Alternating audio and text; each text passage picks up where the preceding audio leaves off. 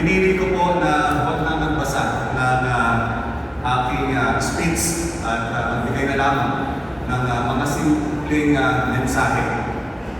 Ano po ba yung mga dapat nating gawin o tandaan bilang mga kabataan, mga mag-isipagtapos sa araw na ito?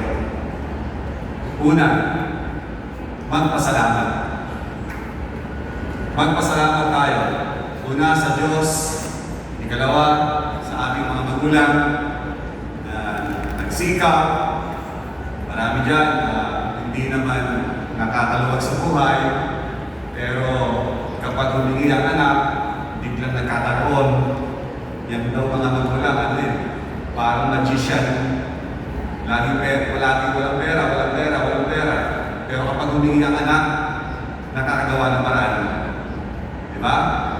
Kaya malaki ang utang na loob nyo sa inyong mga magulang. Kaya palakpakan mo natin ating mga magulang. Ikalawa, ikatlo, ang ating pong mga school officials, ating mga guro.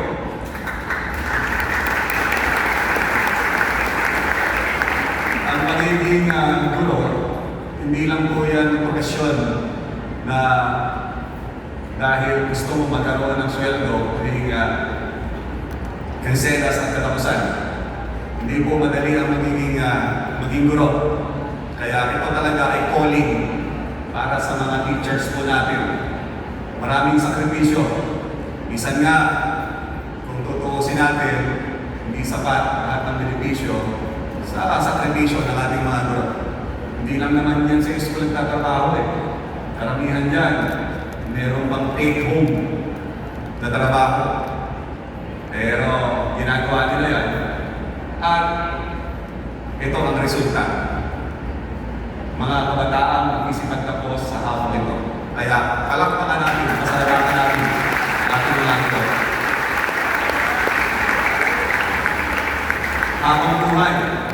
Habang buhay, nandoon ang inyong connection sa kanila. Kasi isipin nyo, kahit pa 10 years from now, makasalubong nyo ang inyong dating guro, ma'am pa rin ang tawag ninyo. Diba? Sir pa rin ang tawag ninyo. Kasi talagang habang buhay, naging bahagi na sila ng inyong paglalakbay. At pasalamatan natin ng iba't iba pang mga tao na naka-influensya sa atin. Ang ating mga kaibigan, mga kaklase na nakasama ninyo sa paglalakbay, sa pag-aaral. Yung mga anak-anak na uutangan mo, di ba? Nagbibigay sa iyo minsan ng mga personal na advice kapag nasaktan ang puso mo. Mga kaibigan na tumutulong kapag meron kang mga ibang assignment na medyo hihirapan. So lahat ng yan, lahat ng mga tao sa paligid ninyo, lahat yan, maliit man o malaki, ang naitulong sa inyo, dapat pasalamatan.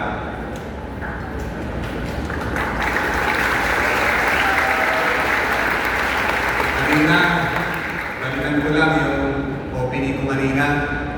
Ang unang dapat pasalamatan ay ang Diyos. Diba? Yan talaga ang unang dapat nating pasalamatan. Hindi lahat ng ipinagdadasal natin ibinibigay sa atin. Diba? Pero kung yung mga ipinagdasal mo na ibinigay, pasalamatan. Yung mga hindi mo naman ipinagdasal, ibinigay, pasalamatan. Yung ipinagdasal mo na hindi ibinigay, huwag kang magtampo. Baka hindi pa lang ngayon, ibibigay pa rin later. Diba? So maging positive tayo. Maging positive. At ang ikalawa kong mensahe sa inyo, patuloy kayong mangarap. Dapat laging mayroong goal. Kasi alam mo, di Di ba, naririnig niyo yung mga magulang kapag galit na galit sa iyo at medyo patulog-tulog ka o tamad ka kung saan. Ano usually naririnig natin sa mga magulang? Ano ba? Parang walang ambisyon. Di ba? Kaya importante yung ambisyon. Importante na tuloy-tuloy kayong nangangarap. Kasi fuel ninyo yan. Kapag wala kayong ambisyon, kapag wala kayong goal, para kayong naglalakad ng walang direksyon. Kaya magkaroon kayo ng goal.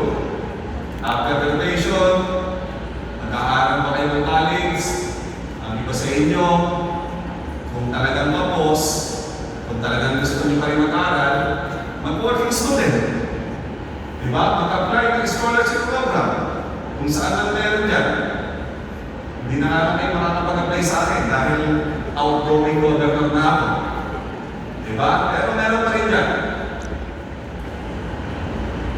Gawa kayo ng plan. Kapag gusto may paraan, kapag ayaw may dahilan. Gawin ko ng halimbawa, yung aking mismong personal na experience. Kanina, nabanggit ni Ma'am, ako pinanganak sa Barangay Babato. Isa sa pinaka-bundok na barangay sa Kalamba. Pero nangarap ako. Labintan ko kami magkakapatid. Medyo nahirap ang buhay. Pero nag-working student ako. Nagtrabaho ako bilang waiter sa Jollibee para makagraduate ako ng college. O nakagraduate ako ng college. Then, yun. Napasok ako sa politika. So, tuloy-tuloy ang aking pangangarap. O ngayon, nakatapos ako ng 3 termino bilang gobernador ng Laguna. Maraming salamat po sa inyo.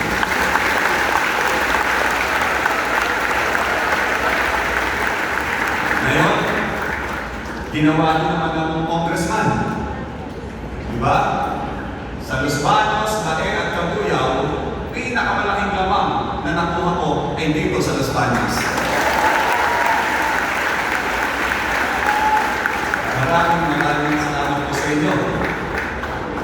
Ngayong congressman na ako, di ba sabi ko, huwag hihinto ng pangarap.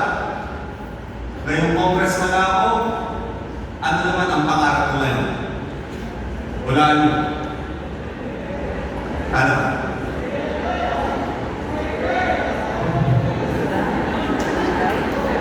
Presidente. Ano yan? Presidente ng tricycle driver. Ngayong congressman na ako, ang pangarap ko naman, maging magaling na congressman.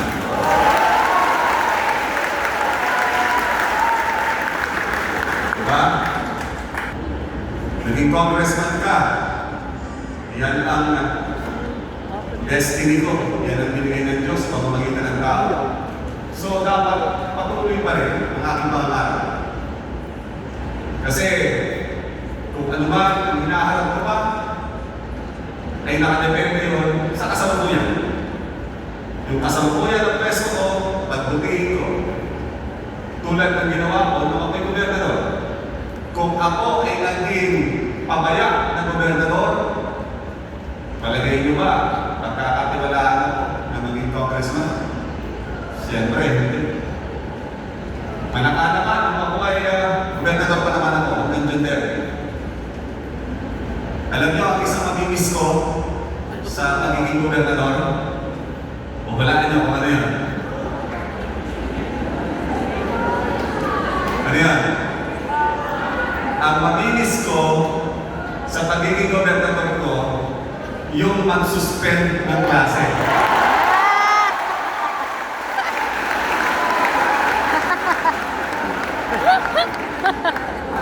Alam ko, mamimiss nyo rin yun. Tuwing may balitang bagyo o malakas ang ulan, sinong unang taong naiisip ninyo? Si Gov. Ramil. Diba? Pero kahit hindi na naman ako gobernador at ako'y congressman na, huwag niyo naman akong kalilimutan. Huwag niyo naman ako i-unfollow. Kung pinapalo niyo ako sa Facebook dati, dahil nag-aapak kayo ng announcement ng klase, pero kahit hindi na ako nag-announce ng klase, i-follow niyo pa rin ako. Dahil patuloy pa rin naman yung ibang mga programa ko na through Facebook ay magiging aware kayo sa mga programa na. So hindi ko na po kakahabaan bago po ako matapos, pinapaabot din po ng aking asawa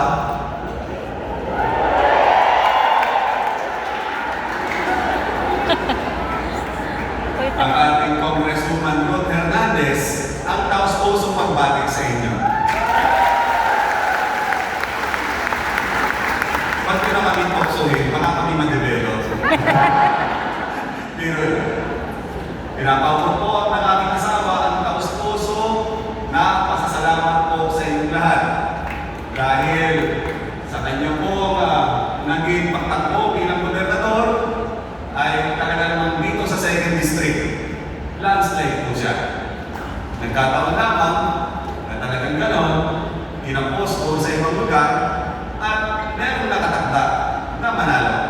Ganun pa man, sabi ko nga po nung unang gabi na lumabas yung resulta, kausap ko yung panganay kong anak. Sabi ng panganay ko, Daddy, si Mami, nag-worry. Kasi masakit yung matalo. Alam niyo, sinabi ko po sa panganay ko, sabi ko, Nash ang pangalan ng anak. Huwag kang mag-alala kay Mami. Kaya na niya. Madali na matatanggap yan dahil religious ang mami mo. Kapag religious ka, kahit anong unos, kaya mo tanggapin yan. Kaya, huli, hindi pa naman tapos ang pag-servisyo ng aking asawa. Bagamat siya ay bababa sa pwesto bilang congressional spouse, may mga tungkulin sa akin na gagampanan bilang asawa ng congressman. Upang sa ganon, makatulong pa siya sa iba pang mga programa dito sa ikalawang distrito ng Laguna. May mga nakukusahan kami projects na gaya na